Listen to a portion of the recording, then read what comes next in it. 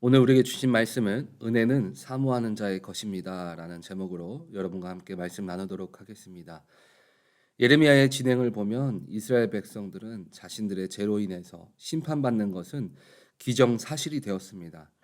하지만 돌이킬 수 없는 심판을 받는 그들에게 죄를 인식하게 하시면서도 그들의 회복의 길을 열어두시는 하나님의 사랑과 안타까운 모습들을 우리가 계속해서 보고 있습니다.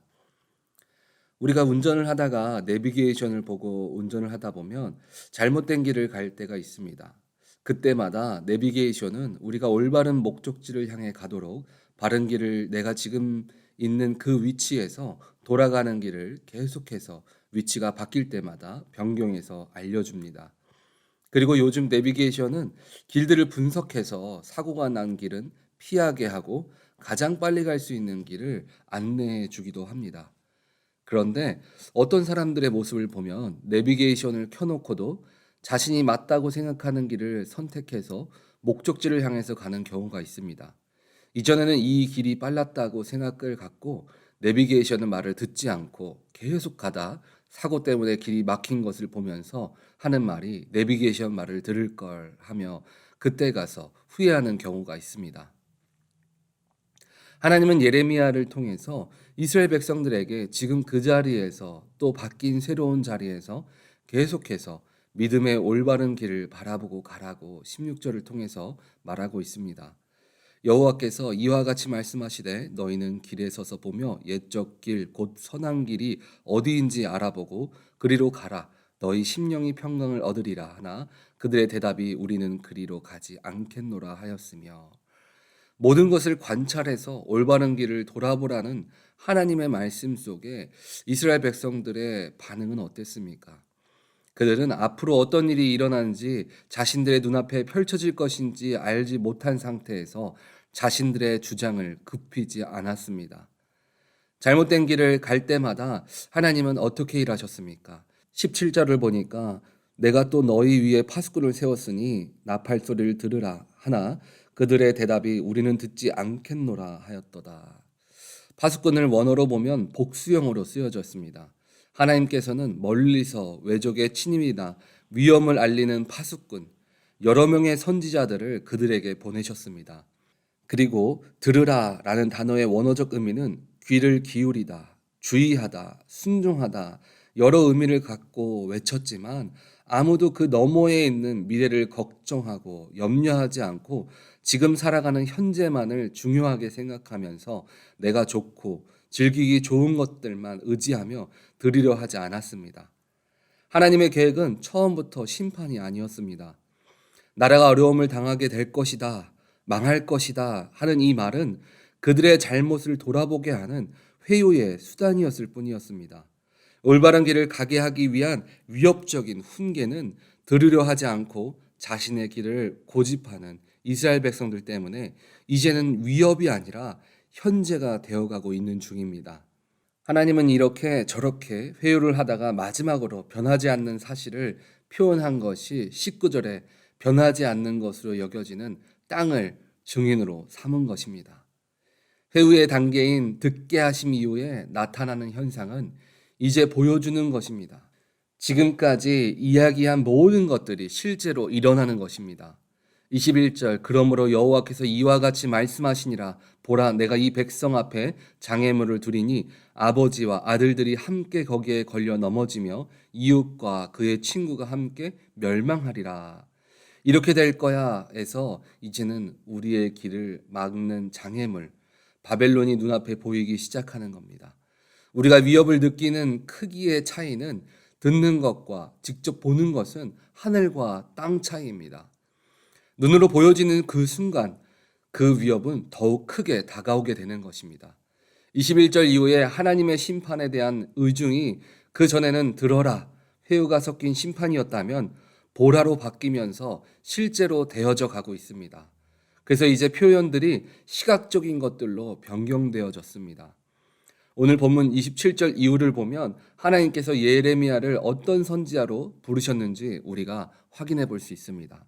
27절을 보면 내가 이미 너를 내 백성 중에 망대와 요새로 삼아 그들의 길을 알고 살피게 하였노라. 하나님은 예레미야를 백성 중에 망대로 이스라엘 백성들의 상태를 조사하고 시험하는 자로 부르셨습니다. 그들의 패역함을 예레미야를 통해 철저하게 보고하게 하셨습니다.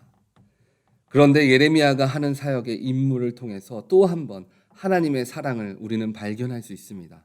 그것은 바로 요새로 삼으셨다는 것입니다. 요새라는 것은 견고한 성이라는 의미로 외적이 오는 것을 살피고 외적의 공격으로부터 방어하는 목적을 가진 것입니다. 27절을 쉬운 성경으로 보니까 내가 너를 내 백성의 감독하는 사람으로 삼았다. 너는 내 백성 가운데 요새와 같이 살피는 자가 될 것이다. 너는 내 백성의 행동과 생활을 살피고 세부치를 검사하듯 그들을 자세히 조사해야 한다.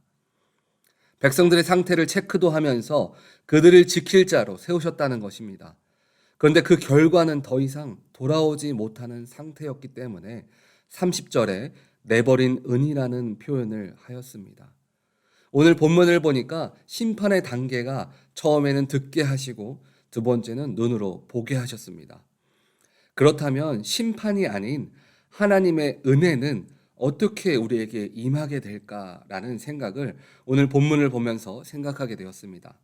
이것을 확인할 수 있는 사건 중에 하나가 하나님께서 사무엘을 처음 부르실 때의 사건이었습니다. 성전에서 자랐던 사무엘은 하나님의 은혜를 입은 모습 첫 번째는 먼저 듣게 되었습니다.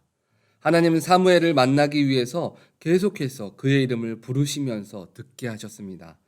처음 들었을 때는 사무엘은 자신의 스승인 엘리 제사장이 부른 줄 알았습니다. 그런데 가서 물어보니까 아니었습니다. 은혜를 듣는다는 것을 우리는 매번 고민하는 것이 나에게 직접 말씀하시나 고민하게 됩니다. 하나님의 은혜가 임하는 음성은 여러 가지 모습으로 우리에게 옵니다.